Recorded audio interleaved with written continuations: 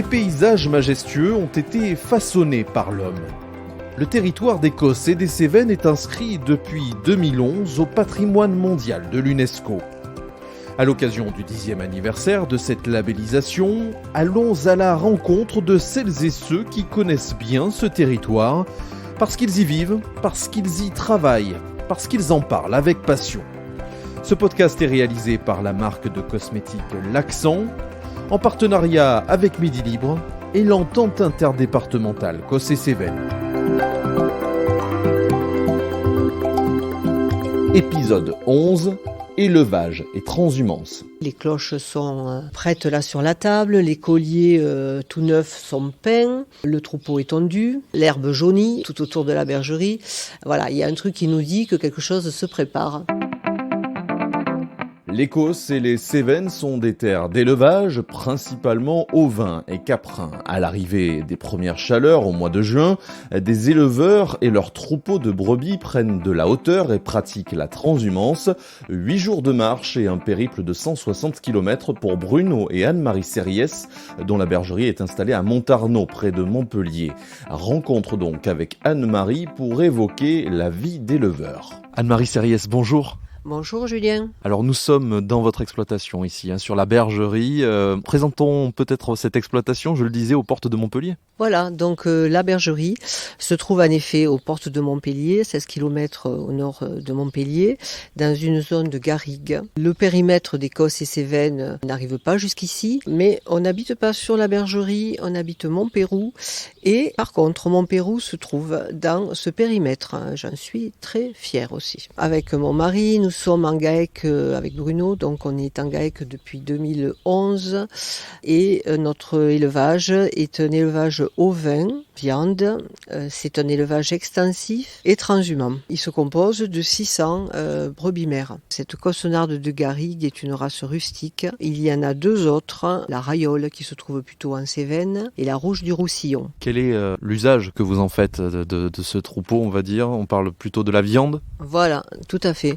Et donc notre produit principal, c'est la vente de l'agneau. Les agneaux donc naissent à l'automne, en septembre-octobre, et donc sont vendus après vers une coopérative aveyronnaise. À quoi ressemblent vos journées? Vous êtes un couple à vous occuper de ce troupeau. Votre mari Bruno s'en occupe en grande partie évidemment, mais vous êtes là un peu pour le seconder, c'est un peu ça l'idée? En effet, mon mari est là, il est bien là sur le terrain tous les jours de l'année, puisque c'est du gardiennage. C'est un système extensif, mais le troupeau est gardé tous les jours. Extensif, on va faire un petit rappel sémantique. Qu'est-ce que ça veut dire? Alors un élevage extensif, c'est un élevage qui se compose de grands espaces. Mais le troupeau, nous, est gardé. Voilà. Donc la différence d'autres élevages où les troupeaux peuvent être en clôture, nous, c'est pas le cas. Voilà. Donc Bruno est là sur le terrain et moi, j'interviens à différentes périodes de l'année. Pour ce qui est du gardiennage, c'est lui. Et moi, je fais un suivi. Alors pour ce qui est mon intervention physique dans la bergerie, c'est la période d'agnelage, septembre, octobre, novembre. Il y a les brebis à s'occuper quand elles agnellent, les agneaux aussi à s'occuper avant qu'ils soient vendus. Donc là, il y a 2-3 mois de travail assez intense. Et puis, il y a des périodes aussi dans l'année, comme la transhumance aussi, où j'interviens. Et puis, ça, c'est peut-être moins visible, mais c'est quand même très important. C'est sur l'administratif de ce GAEC. On a des charges administratives très importantes depuis quelques années. Et je fais aussi le suivi administratif du groupement pastoral, puisque l'été, quand on est sur l'estive, nous avons créé un groupement pastoral. Alors l'estive, la transhumance, les drailles, tout ce jargon-là est étroitement lié à cet élevage et à cet élevage transhumant. On va expliquer ce qu'est la transhumance avec vous, les drailles, peut-être l'estive également. Transhumer, ça vient de la racine transhumar. Trans, c'est aller au-delà, et humus, terre. Donc ça veut dire aller au-delà de la terre où l'on vit. C'est une nécessité, chaque année, le mois de juin arrivant, de quitter ces garrigues qui deviennent de plus en plus sèches, où il pourrait y avoir aussi un manque d'eau. Et donc, on choisit de se déplacer pour aller chercher l'herbe plus haut en altitude. Donc, le trajet qui nous fait partir de la plaine et qui nous amène jusqu'en, on va dire, moyenne montagne, puisque pour nous c'est le Mont Lozère, s'appelle la transhumance. Et une fois qu'on est arrivé donc sur ce lieu où on va rester 3 mois, en gros c'est 15 juin, 15 septembre, alors là il s'agit de l'estive. Estive, on entend estive-été. Voilà, donc ça correspond à la période d'été. Après, pour ce qui est de notre transhumance, quand on est, je dirais, à Ganges, qui est dit la porte des Cévennes, c'est là que du coup on va partir sur vraiment ces drailles, ces sentiers qui arpentent donc les Cévennes. On suit les crêtes des montagnes. On ne va pas descendre dans un vallon pour remonter de l'autre côté. Voilà, d'où la présence de cols. Cette image folklorique de la transhumance, ça vous dérange alors que c'est une réalité pour vous ? Ça me dérange surtout aussi quand on met le flash que sur la transhumance. Parce qu'en fait, la transhumance, pour nous, et elle est quand même assez longue, puisque je crois qu'on est de ceux qui font la plus longue, c'est 8 jours, nous, des portes de Montpellier jusqu'au Mont Lozère. 8 jours donc sur 365, ça laisse bien entendre qu'il y a d'autres choses qui se fait. En effet, quand on se focalise que sur la transhumance, j'ai l'impression que c'est que le côté folklore qui apparaît. C'est bien de faire voir la transhumance, mais après on pourrait aussi faire voir la période des mises bas, par exemple, de l'agnelage. Mon mari, il est tellement passionné qu'il voit que les bons côtés. Moi, à ses côtés, il m'arrive bien sûr de voir que cette présence quasi quotidienne peut paraître lourde, quelquefois. C'est un métier qui, en fait, nous fait vivre, mais quelquefois qui peut nous empêcher de vivre dans le sens du temps libre qui ne donne guère.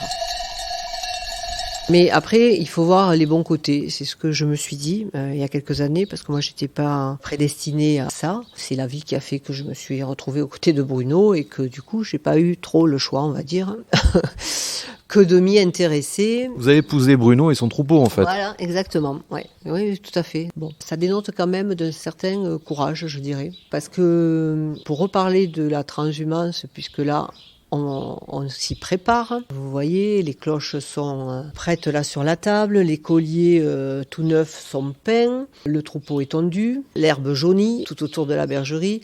Voilà, il y a un truc qui nous dit que quelque chose se prépare. C'est peut-être pour Bruno et ses amis une sorte d'effervescence.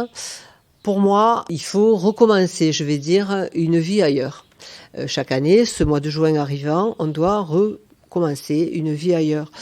Il y a de l'administratif, il y a par exemple le dossier PAC, puisque bon, on dépend des aides de la PAC, que ce soit pour l'élevage sur le Mas-Dieu, mais aussi pour l'estive. Je pense au dossier plan loup aussi, puisque là, depuis quelques années, on est confronté au problème du loup sur le Mont Lozère. Nous, on a eu la chance d'y échapper, mais bon, ça suppose que cette cohabitation du loup et de l'élevage nécessite des moyens de protection, et pour avoir ces moyens de protection, un dossier à remplir. Voilà, donc tout ça, c'est un peu un travail de l'ombre, parce que voilà, ça se voit pas, personne ne vient pas me filmer quand je suis en train de remplir ces dossiers, mais ce serait peut-être bien que ça se fasse un jour quand même. C'est moins folklorique, c'est plus réaliste. Voilà, tout à fait, c'est plus réaliste, mais même je dirais que c'est vital. Aussi bien qu'on puisse vendre les agneaux, ce sont les revenus de la PAC qui nous maintiennent en place. Donc pour revenir à cette transhumance, elle est maintenant reconnue également à l'UNESCO en tout cas.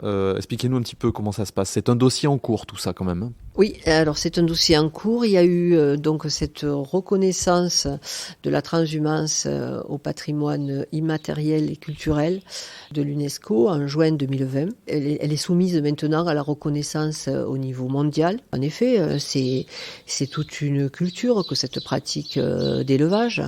Le côté classement, il ne faut pas le voir comme quelque chose de figé.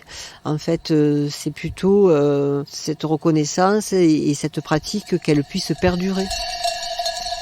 Alors, autre ambiance avec le prochain épisode de notre podcast. Nous parlerons de bien-être et de thermalisme, plus précisément à Bagnols-les-Bains. Qu'est-ce que ça vous inspire, Anne-Marie Serriès ? Ah, Bagnols-les-Bains, là, alors du coup, ça m'inspire que je m'y rends chaque année. Un peu de bien-être, ça fait pas de mal.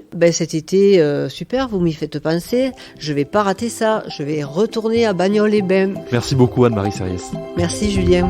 Et merci à vous d'avoir suivi cet épisode. À très bientôt pour mettre à nouveau l'accent sur l'Écosse et les Cévennes.